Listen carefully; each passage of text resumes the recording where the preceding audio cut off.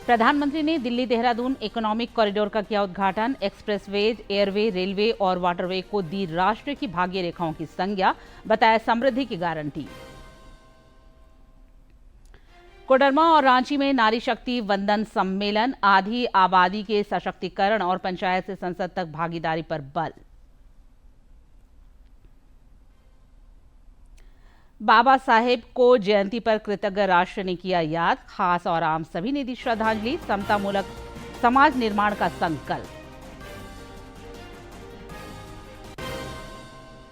हैदराबाद में इलाजरत सिंदरी के पूर्व विधायक इंद्रजीत महतो रांची लौटे। एयरपोर्ट पर संजय सेठ, बाबूलाल मरांडी और आदित्य साहू रहे मौजूद। शीघ्र स्वस्थ होने की कामना।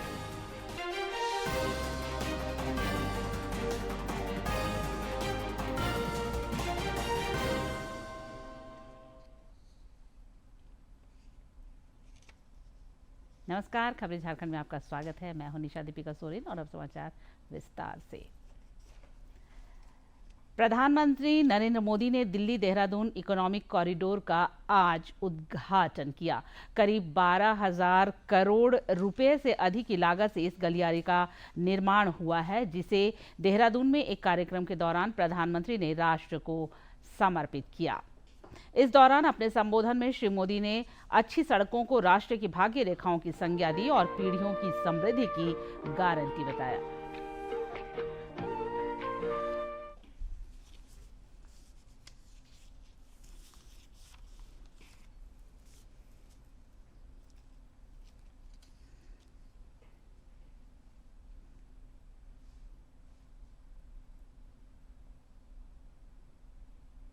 भविष्य की दशा और दिशा क्या होगी, अक्सर लोग इसके लिए हाथ की रेखाओं को देखते हैं, दिखाते हैं। जो भविष्यवेत्ता होते हैं ना, वो हस्तरेखाएं देखते हैं और हर व्यक्ति के भविष्य के विषय में बताते हैं। मैं इस विज्ञान को तो नहीं जानता हूं, लेकिन कहते हैं कि ये भी एक शास्त्र है। अब ये तो हो गई व्यक्ति के भाग्य की, जो उसके हाथ में रेखाएं हैं, उसकी बात। लेकिन मैं अगर इसी संदर्भ को राष्ट्र जीवन से जोड़ करके देखूं, तो राष्ट्र की भाग्य रेखाएं कौन सी होती है? राष्ट्र की भाग्य रेखाएं ये हमारी सड़कें होती हैं, हमारे हाईवे होते हैं, हमारे एक्सप्रेस वे होते हैं, एयरवे, रेलवे, वाटरवे, ये हमारे राष्ट्र की भाग्य रेखाएं होती है। और बीते एक दशक से हमारा देश विकसित भारत बनाने के लिए विकास की ऐसी ही भाग्य रेखाओं के निर्माण में जुटा हुआ है।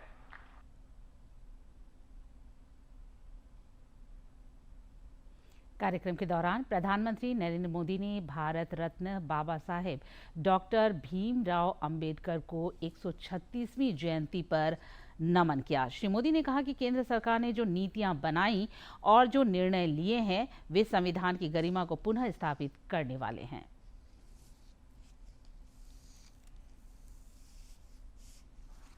आज डॉक्टर बाबा साहब आम्बेडकर की जयंती भी है। मैं बाबा साहब को कोटि कोटि देशवासियों की ओर से श्रद्धांजलि अर्पित करता हूं। बीते दशक में हमारी सरकार ने जो नीतियां बनाई, जो निर्णय लिए, वो संविधान की गरिमा को पुनः स्थापित करने वाले रहे। आर्टिकल 370 हटने के बाद आज पूरे देश में भारत का संविधान लागू है। जिन दर्जनों जिलों में माओवाद, नक्सलवाद खत्म हुआ है, वहां भी अब संविधान की भावना के अनुरूप काम हो रहा है। देश में समान नागरिक संहिता लागू हो, यह हमारे संविधान की अपेक्षा है। उत्तराखंड ने संविधान की इस भावना को आगे बढ़कर और उस भावना को आगे बढ़ाकर पूरे देश को राह दिखाई है।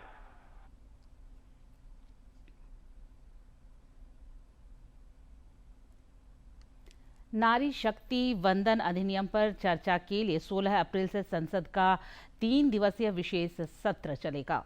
प्रधानमंत्री नरेंद्र मोदी ने देश भर की महिलाओं को संबोधित करते हुए एक पत्र लिखा है, जिसमें उन्होंने विधायी निकायों में महिलाओं को आरक्षण देने की पहल पर मिल रहे समर्थन के लिए आभार जताया है। श्री मोदी ने इस पत्र के जरिए नारी शक्ति को भरोसा दिलाया कि दशकों से लंबित इस अभियान को अंजाम तक पहुंचाने के लिए सरकार प्रतिबद्ध है। प्रधानमंत्री ने भरोसा जताया कि जब महिलाएं नीति निर्माण और निर्णय प्रक्रिया में सक्रिय रूप से शामिल होंगी तो देश की प्रगति ज्यादा तेज होगी।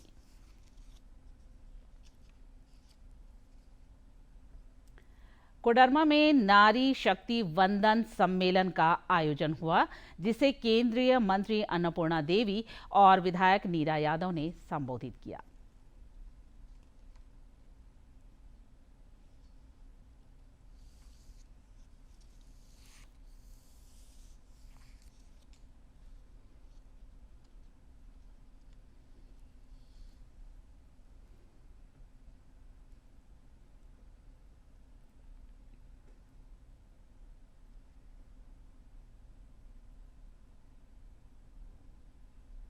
कोडरमा के झुमरी तिलैया स्थित शिव वाटिका नारी शक्ति के जय घोष से गुंजायमान रही।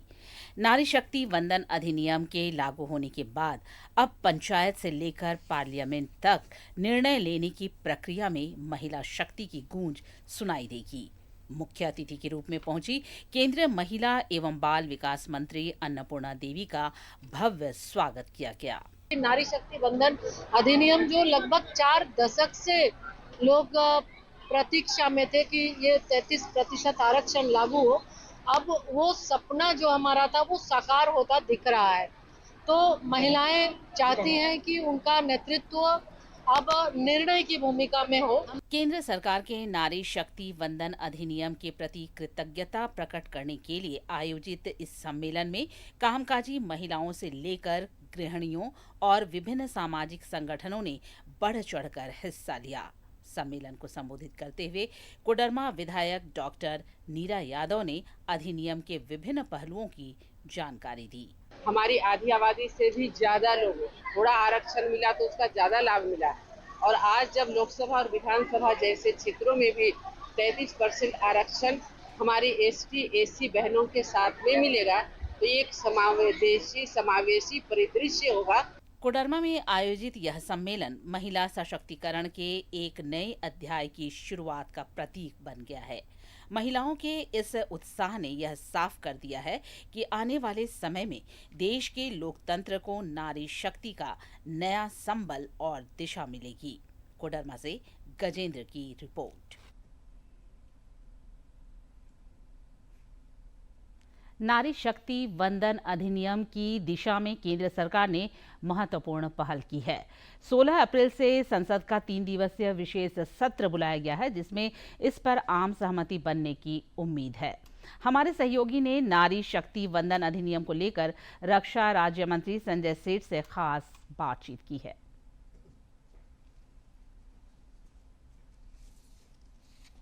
नारी शक्ति वंदन अधिनियम को लेकर देश भर में चर्चाएं जारी है और इस बीच हमारे साथ रक्षा राज्य मंत्री संजय सेठ हैं। हम जानेंगे कि किस तरह से ये नारी शक्ति वंदन अधिनियम को देख रहे हैं और नारी कितनी सशक्त हो पाएंगी इस अधिनियम के लागू होने से। देखिए, नारी शक्ति वंदन अधिनियम 16, 17, 18 परसों से संसद सत्र विशेष सत्र है। उस विशेष सत्र में चर्चा होगी और हमको उम्मीद है देश भर के सभी सांसद, सभी पॉलिटिकल पार्टियां प्रधानमंत्री के उस संकल्प को कि देश की आधी आबादी को सरकार में भागीदारी, वो पूरा कानून बनेगा और 2029 से जो भी चुनाव होंगे, चाहे वो लोकसभा हो चाहे विधानसभा, उसमें 33% हिस्सा देश की मातृशक्ति बेटी का होगा। और ये अद्भुत काम है और 16, 17, 18 इतिहास होगा, वर्षों वर्षों तक याद किया जाएगा। भाई कब ये देश की बेटियों को कब न्याय मिला। हाँ, 16, 17, 18 अप्रैल 2026 जब प्रधानमंत्री नरेंद्र मोदी के नेतृत्व में सर्वसम्मति से देश की बेटी को 33% आरक्षण, ये इतना बड़ा काम है। 60 डिकेड बाद, आज़ादी के 78-79 साल बाद आज इतना बड़ा न्याय मिलने जा रहा है। क्योंकि आप देखो, आज तो बाबा साहब अम्बेडकर भारत रत्न की 135वीं जयंती है। बाबा साहब ने क्या कहा था कि सरकार में महिलाओं का की भागीदारी होनी चाहिए, उसी अनुपात में। मोदी जी उसी प्रेरणा से, जो भारत रत्न बाबा साहब अम्बेडकर की प्रेरणा थी, उसी प्रेरणा से आज प्रधानमंत्री नरेंद्र मोदी जी देश की आधी आबादी को उनका अधिकार देने जा रहे हैं। और उस अधिकार से पूरे देश की महिलाएं खुश हैं। आज रांची के अंदर देखना हजारों महिलाएं, धन्यवाद मोदी, धन्यवाद संसद, क्या आपने वो काम किया है जिसको वर्षों से इंतजार था। यहाँ पे हम सुन रहे थे रक्षा राज्य मंत्री संजय सेठ जी को, और उन्होंने स्पष्ट रूप से कहा कि नारी शक्ति वंदन अधिनियम के लागू होने से किस तरह से महिलाएं सशक्त होंगी और उनकी भागीदारी हर ओर बढ़ेगी। डीडी न्यूज रांची से सहयोगी सौरभ कुमार के साथ मैं प्रणय प्रबोध। रांची में भी आज नारी शक्ति वंदन सम्मेलन और पदयात्रा का आयोजन हुआ। इस दौरान रक्षा राज्य मंत्री संजय सेठ और नेता प्रतिपक्ष बाबूलाल मरांडी ने आधी आबादी के सशक्तिकरण और पंचायत से संसद तक उनकी भागीदारी पर बल दिया।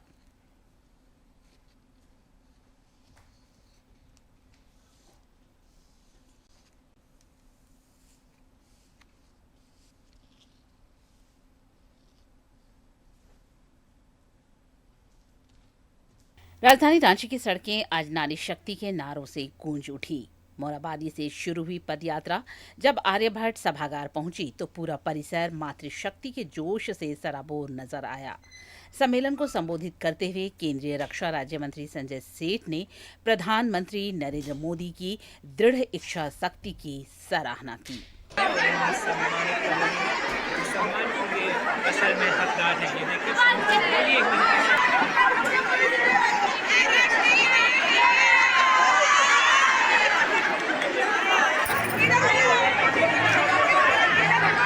सभी दल साथ में खड़े हैं और मेरा तो ये मानना है कि यूनानिमस सर्वसम्मति से ये बिल पास होगा और कानून बनेगा। और 33% आरक्षण, 100 में 33 महिलाएं सांसद होगी, लोकसभा से लेकर राज्यसभा से लेकर विधानसभा तक। इतना बड़ा काम, इतना बड़ा कानून। यह आयोजन आगामी दिनों में संसद में चर्चा के लिए आने वाले नारी शक्ति वंदन अधिनियम के प्रति महिलाओं के अटूट विश्वास का प्रतीक बन गया। झारखंड के प्रथम मुख्यमंत्री और नेता प्रतिपक्ष बाबूलाल मरांडी ने इस अधिनियम को महिला सशक्तिकरण की दिशा में सबसे बड़ा मील का पत्थर बताया। महिलाओं को सशक्त बनाने के लिए देश के प्रधानमंत्री नरेंद्र मोदी जी ने काम किया। वो अगर एक एक चीज को गिनाएंगे तो लंबी फहरिस्त होगी, लेकिन आप तो उन्होंने सबसे बड़ा काम कर गए हैं ये बिल ला करके। और वो भी कल अगर आप सब लोग प्रधानमंत्री की भाषण को सुने होंगे, यानी 2029 से वो लागू हो जाएगा। और हमारी मां बहनें आप सिर्फ क्या कहते हैं उसको अधिकार और सशक्ति नहीं करना, बल्कि देश को सशक्तिकरण में, मजबूतीकरण में, यानी निर्णय प्रक्रिया में उनकी अब भागीदारी रहेगी। सम्मेलन में शामिल महिलाओं का कहना है कि यह आरक्षण उनके सपनों को नई उड़ान देगा। वहीं सम्मेलन को संबोधित करते हुए रांची की पूर्व मेयर रोशनी खलखो ने नारी शक्ति वंदन अधिनियम को महिलाओं के आत्मसम्मान और सामाजिक सुरक्षा के लिए एक बड़ा सुरक्षा कवच बताया। ये हम सबों के लिए गर्व का क्षण है। आप सबों के दिल से सिर्फ एक ही कामना, शुभकामना, मनोकामना निकलनी चाहिए कि देश के ऐसे प्रधानमंत्री, देश के ऐसे यशस्वी प्रधानमंत्री जिन्होंने जब से अपने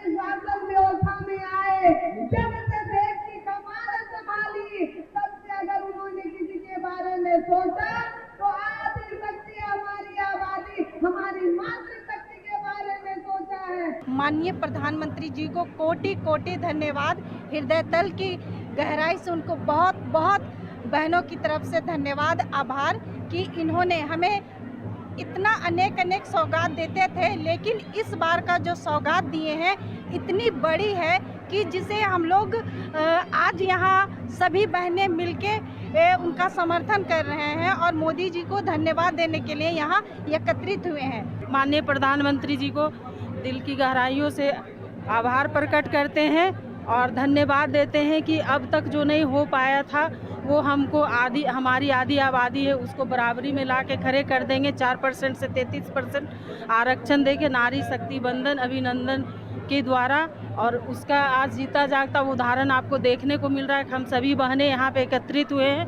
मोदी जी को बहुत बहुत आभार, धन्यवाद कि आज हम लोग को सब महिलाओं को इतना एकत्रित होने का मौका मिला है और 33% आरक्षण के तौर से हम लोग बहुत बहुत प्रसन्न हैं। पद यात्रा और सम्मेलन के दौरान उमड़ी यह भीड़ इस बात की गवाह है कि आने वाले समय में देश की राजनीति और प्रशासन में महिलाओं की सहभागिता एक नए भारत की पटकथा लिखेगी। रांची से कर्मवीर की रिपोर्ट। राज्य की महिलाओं का मानना है कि केंद्र सरकार के महिला सशक्तिकरण के प्रयासों को नारी शक्ति वंदन अधिनियम से संबल मिलेगा। जमशेदपुर की महिलाओं ने पहल का स्वागत करते हुए कहा कि आधी आबादी को इससे बढ़ने का अवसर मिलेगा। महिला सशक्तिकरण के दिशा में एक सकारात्मक पहल के रूप में देखती हूँ और एक ऐतिहासिक जो है कदम मैं मानती हूँ इसे, क्योंकि महिलाओं को अब नीति की लाभुक से नीति निर्माता की दिशा में उन्हें लाया जाएगा और निसंदेह इससे हमारी सभी महिलाओं को बल मिलेगा, आम महिलाओं को बल मिलेगा, हमारी सुरक्षा जो है वो मजबूत होगी। क्योंकि जब हम लाभुक से निर्माता की ओर बढ़ेंगी, जब हम निर्णय लेने की इसमें आएंगी, तो निसंदेह हम अपने सुरक्षा को लेकर काम करेंगी। आधी आबादी को वहाँ प्रतिनिधित्व मिलेगा और अपने अधिकारों के प्रति हम जागरूक हो पाएंगे। हमारे प्रतिनिधि के तौर पे महिलाएं वहाँ हमारी आवाज़ बन पाएंगी। इससे अच्छी बात और क्या हो सकती है। जी, जब से यशस्वी प्रधानमंत्री नरेंद्र मोदी जी की सरकार बनी है, महिलाओं के सम्मान और उत्थान के लिए कई कारगर कदम उठाए गए हैं। उसी कड़ी में आज महिला वंदन अधिनियम पारित किया जा रहा है और इसका जो भविष्य है महिलाओं के लिए बहुत उज्जवल है। देखिए, हमारे प्रधानमंत्री नरेंद्र मोदी जी ने महिलाओं को बढ़ाने के लिए आरक्षण बिल लाया है और इसको 3 दिन जो बहस करने के लिए आपको विशेष शर्त बुलाया है, उसमें निश्चित रूप से उसमें पास होगा और 33% महिलाओं का आरक्षण मिलेगा तो हर जगह में महिलाओं का भागीदारी मजबूत के साथ रहेगा।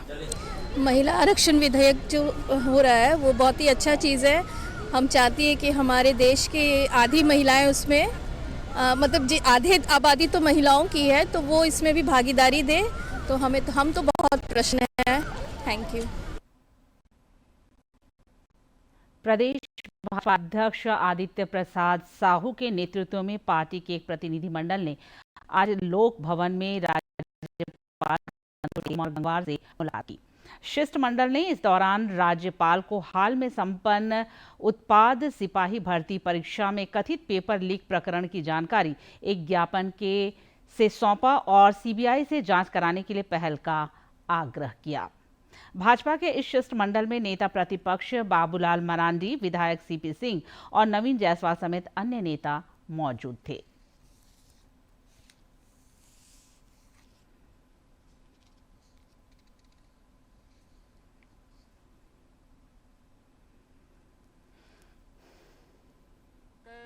राज्य में कई जगहों में था, एक जगह में पकड़ में आया तो वहां पर चोरी पकड़ी गई, लेकिन अन्य जगहों में नहीं चोरी पकड़ पाई। इसलिए हम लोगों ने महामहिम राज्यपाल से आग्रह किया है कि इस प्रकार के जो यहाँ के युवा छात्रों के साथ में जो राज्य सरकार के संरक्षण में, हेमंत जी के संरक्षण में जो उनके रोजगार को छीनने का काम कर रहे हैं, उनके हक अधिकार को छीनने का काम कर रहे हैं, और जिनके मेरिट हैं उनको मेरिट को दबा करके जो पैसे वाले लोग हैं उनसे पैसा ले करके उनको पेपर लीक के माध्यम से परीक्षा के पूर्व से लोग तैयारी करवाने का काम करते हैं। ये अन्याय और अत्याचार है, इसलिए महामहिम जी से हम लोगों ने आग्रह किया है कि अविलंब इस प्रकार की घटना की सीबीआई जांच कराई जाए, ताकि दूध का दूध और पानी का पानी हो जाए, ताकि हमारे झारखंड के जो भविष्य हैं, जो होनहार युवा हैं, उनके साथ अन्याय न हो सके। रांची विश्वविद्यालय की नवनियुक्त कुलपति प्रोफेसर सरोज शर्मा ने आज लोक भवन में राज्यपाल सह कुलाधिपति संतोष कुमार गंगवार से शिष्टाचार मुलाकात की। राज्यपाल ने इस दौरान उन्हें शुभकामनाएं दी और भरोसा जताया कि उनके नेतृत्व में विश्वविद्यालय नई ऊंचाइयों को प्राप्त करेगा। श्री गंगवार ने उच्च शिक्षा के क्षेत्र में गुणात्मक सुधार पर बल दिया।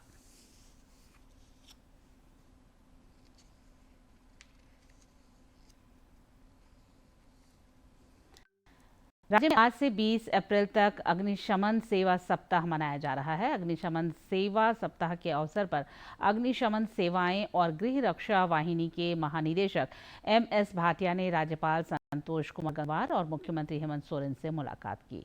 इस दौरान श्री भाटिया ने राज्यपाल और मुख्यमंत्री को बैज लगाया।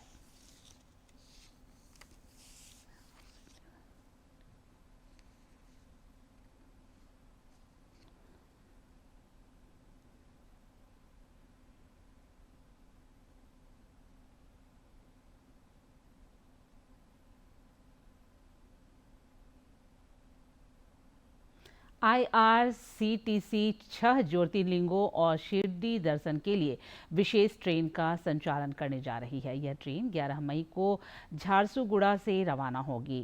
IRCTC के टूरिज्म प्रभारी अरविंद चौधरी ने बताया कि इस ट्रेन का संचालन देखो अपना देश और एक भारत श्रेष्ठ भारत अभियान के तहत किया जा रहा है। हजारीबाग और कोडरमा से भी यात्री इस ट्रेन में बोर्डिंग कर पाएंगे।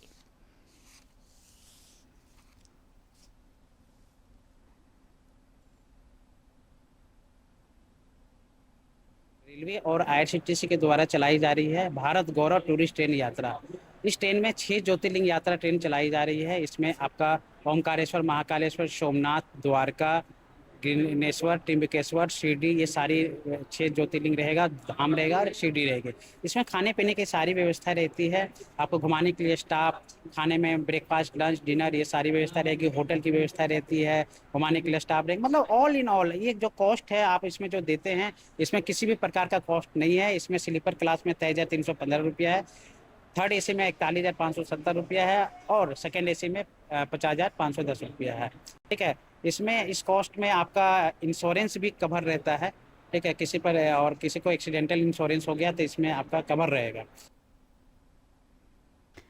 पड़ोसी राज्य बिहार में नीतीश योग का अंत हो गया है। मुख्यमंत्री नीतीश कुमार ने आज राज्यपाल से मुलाकात कर उन्हें इस्तीफा सौंपा।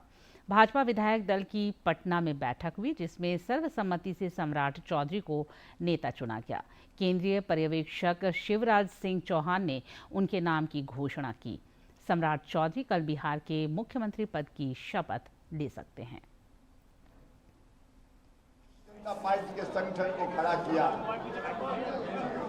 उनका सपना आज साकार हो रहा है, उनका संकल्प आज पूरा हो रहा है।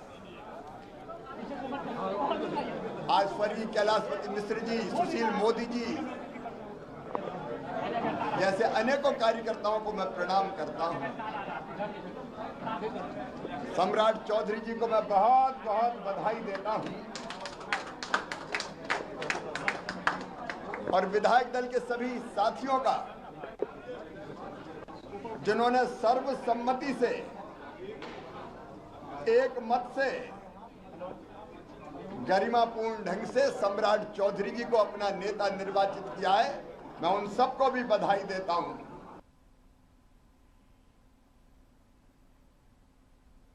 भारत रत्न बाबा साहेब डॉक्टर भीमराव अंबेडकर को आज कृतज्ञ राष्ट्र ने 136वीं जयंती पर नमन किया। नई दिल्ली के संसद भवन परिसर के प्रेरणा स्थल पर उपराष्ट्रपति CP राधाकृष्णन और प्रधानमंत्री नरेंद्र मोदी समेत कई केंद्रीय मंत्रियों और राजनेताओं ने उन्हें श्रद्धांजलि अर्पित की।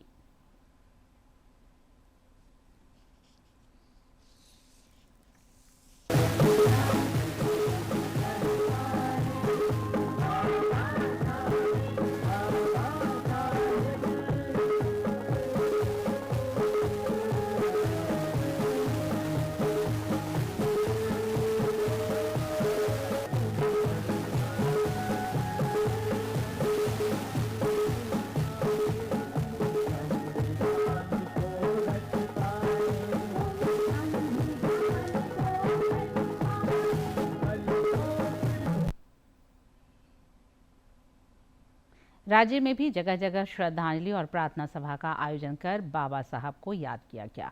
राज्यपाल संतोष कुमार गंगवार और मुख्यमंत्री हेमंत सोरेन ने रांची के डोरंडा स्थित उनकी आदमकद प्रतिमा पर माल्यार्पण कर उन्हें नमन किया। इस दौरान राज्यपाल और मुख्यमंत्री ने भारत रत्न डॉक्टर भीमराव अंबेडकर के योगदान को अविस्मरणीय बताया।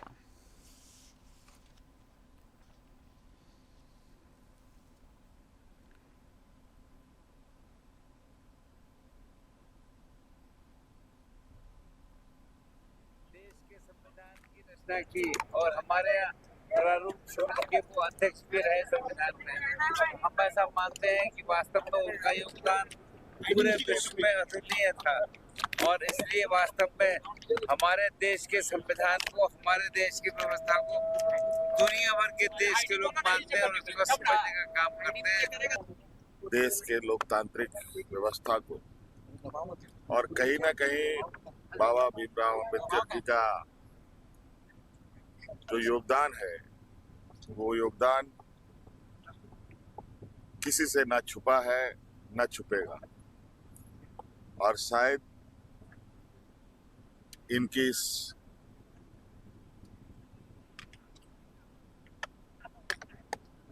संविधान की रचना को पूरा दुनिया सलाम करता है।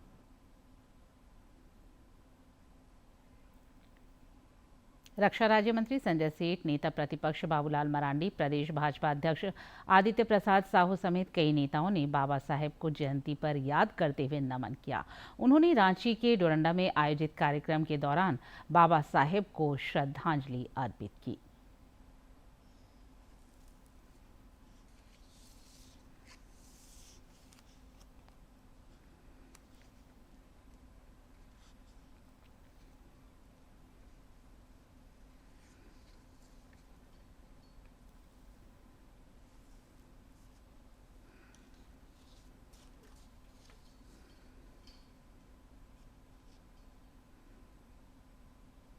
बाबा साहब अम्बेडकर की प्रेरणा से प्रधानमंत्री कहते हैं ना अंत्योदय एकात्म मानव का दर्शन कहा पंडित दीनदयाल उपाध्याय, वहीं दूसरी ओर बाबा साहब अम्बेडकर की उस प्रेरणा को प्रधानमंत्री जी गांव गांव टोला टोला पहुंचा रहे हैं। आज 135वीं जयंती पर शुभ अवसर पर हमारी तरफ से ये शुभकामना कि उनकी प्रेरणा से देश इसी तरह अग्रसर करता है। बाबा साहब भीमराव अम्बेडकर जी एक देशभक्त भी थे, समाजसेवी भी थे और अर्थशास्त्री भी थे। तो हमें जानने का, समझने का और जीवन को उतारने का भी हम सब प्रयास करते थे। काम किया, संविधान का निर्माण करने का काम किया और संविधान में विशेष ग्रंथ है जिसमें कोई बड़ा होता है, कोई छोटा होता है, कोई गरीब होता है, कोई अमीर होता है, सभी के लिए कानून बराबर है और यह देश संविधान के अनुसार चलने वाला देश है। और अंत में मुख्य समाचार एक बार फिर।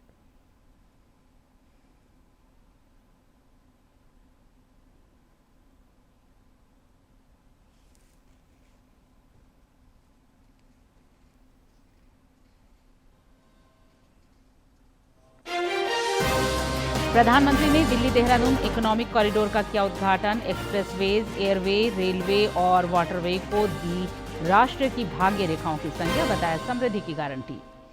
कोडरमा और रांची में नारी शक्ति वंदन सम्मेलन, आधी आबादी के सशक्तिकरण और पंचायत से संसद तक भागीदारी पर बल।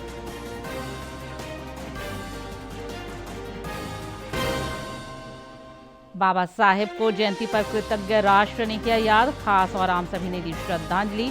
समतामूलक समाज निर्माण का संकल्प।